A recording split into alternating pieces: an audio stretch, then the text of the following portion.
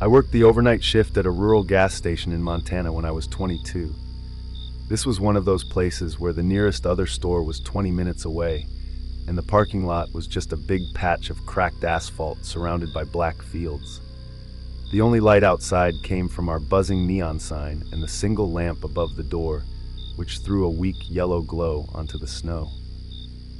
It was mid-January, bitterly cold, and almost no one came in after 1 a.m. That night was especially dead.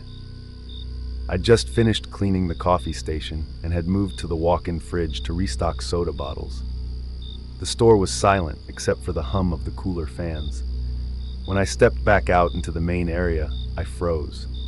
There was a man standing in the far corner of the store, near the self-serve coffee pots. He was tall, maybe late 30s, wearing a wet hoodie and jeans that looked like they'd been dragged through mud. His hair was matted like he'd been out in the rain, but it wasn't raining or snowing that night. He wasn't making coffee. He wasn't even holding a cup. He was just standing there facing me. His head was slightly tilted to the side, and he was smiling. Not a friendly smile, but the kind that made your stomach tighten. I tried to sound casual. "Evening. Can I help you find something?"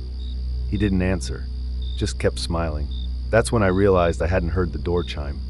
I was standing maybe 20 feet away from the entrance, and the bell above the door was loud, impossible to miss.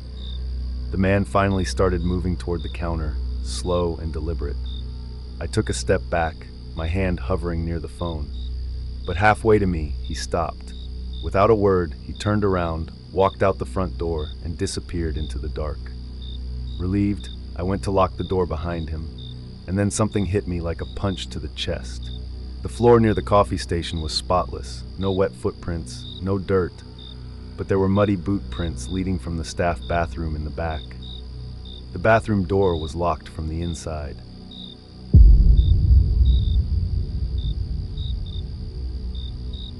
I used to manage a small 24-hour gas station off a lonely stretch of highway in Nevada. We mostly got truckers, the occasional family on a road trip, and some locals buying beer at odd hours. It was a Tuesday night, around 1:50 a.m., when a tall man in a camo jacket came in. He had a scruffy beard and sunken eyes, and he kept glancing over his shoulder as if someone had followed him.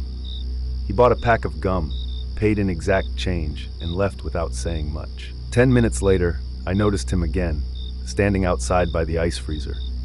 He wasn't buying anything this time. He wasn't smoking, or eating, or even pretending to check his phone.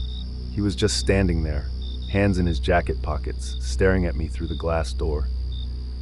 At first I tried to ignore it. Weird people hang around sometimes, and usually they get bored and leave. But 20 minutes passed. He didn't move. That's when I picked up the phone to call the sheriff's department.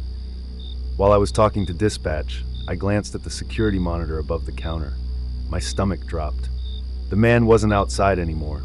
I looked up toward the aisles and nearly jumped out of my skin. He was inside, standing perfectly still in the dark back aisle between the chips and the canned goods. His face was shadowed, but I could see the glint of his eyes. The weirdest part? The chime on the door never went off. I whispered into the phone that he was inside now. The dispatcher told me to stay on the line until a deputy arrived. The man didn't move the entire time, not until I heard the faint sound of tires crunching on gravel outside. When the patrol car pulled into the lot, I turned my head for a second, and when I looked back, the aisle was empty. The deputy searched the store. We didn't find him, but we did find something else. The back door, which is always padlocked from the inside, was wide open. The lock was on the floor, the metal cleanly cut through. Whoever he was, he hadn't just wandered in. He'd come prepared.